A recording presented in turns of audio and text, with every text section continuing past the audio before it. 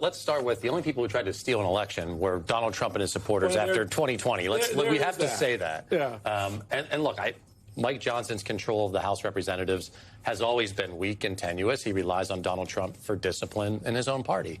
And let's also be clear, Donald Trump is blocking a housing bill to make housing cheaper, to make it harder for people to vote. Right. That's what he is doing.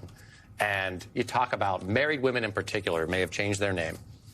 It will be considerably harder for them to vote under this bill. And it's not complicated how it does that.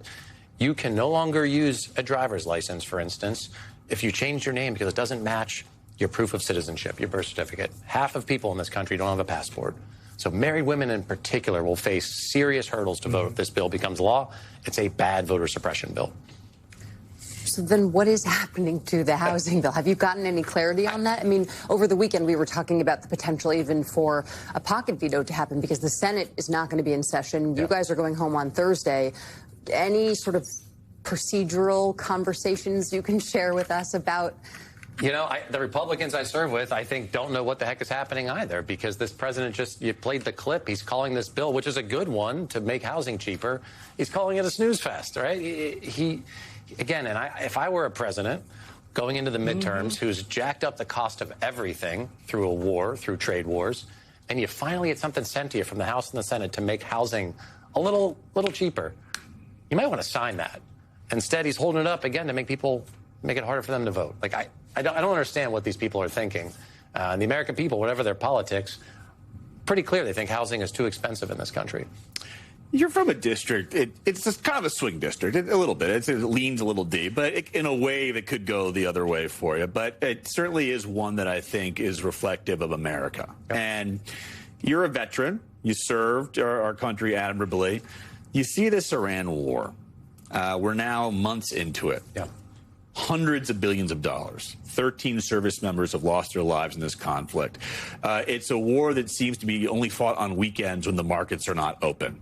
Because every Friday, there's a little bit of escalation, and then come Sunday, when the Asian futures start trading, suddenly everything is hunky-dory. We're going to get a deal back together, blah, blah, blah. Two-part question. One, how is this playing in your district, this ongoing battle in Iran? And secondly, when you see the length that this administration has gone in the case of seemingly appeasing the president's luxury real estate partners in Saudi and in Israel, what does it mean for the future of U.S. conflicts? Because we gave Iran our best punch, and not only have they taken it, they ended up in a better position than before the war. The Pennsylvanians I represent overwhelmingly think this war in Iran has been a disaster, because it has been. People are smart. They see it. They see the cost. You've laid out some of those costs. 13 Americans, hundreds Americans wounded, school children in Iran, civilians there killed as well, billions of dollars, and for what? The Strait of Hormuz is still not open. Whatever they may say, you can look at the traffic data.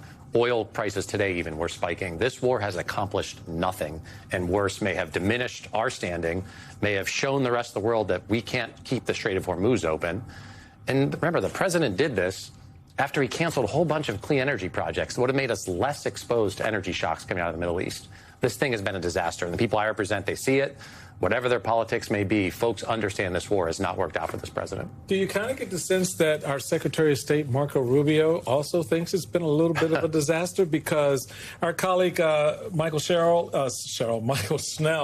reports that Secretary of State Marco Rubio cast doubts on a possible deal, noting no one is here under any illusion that this is easy or even likely in some cases. There's a reason why this has been going on for 47 years, but we're going to give it an opportunity. Rubio says now, that was in response to criticism from one of his colleagues, Congressman Rich McCormick, who questioned why the U.S. would attempt to negotiate with an actor like Iran.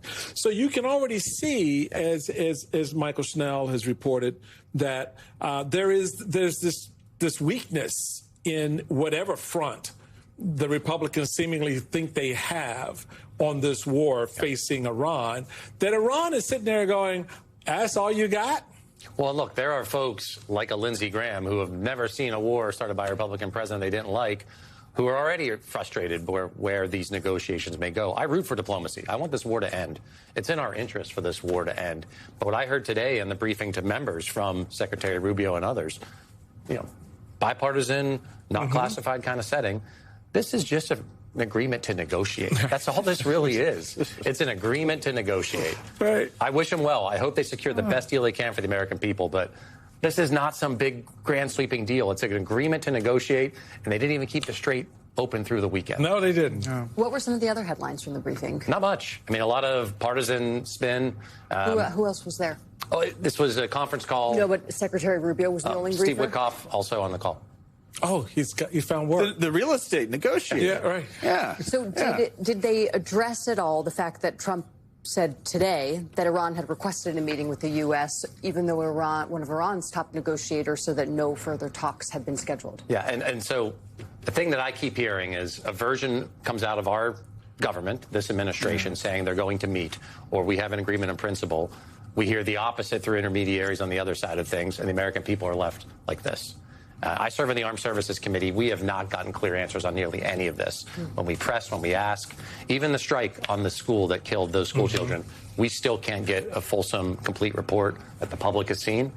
These are basic questions we should be able to get answered.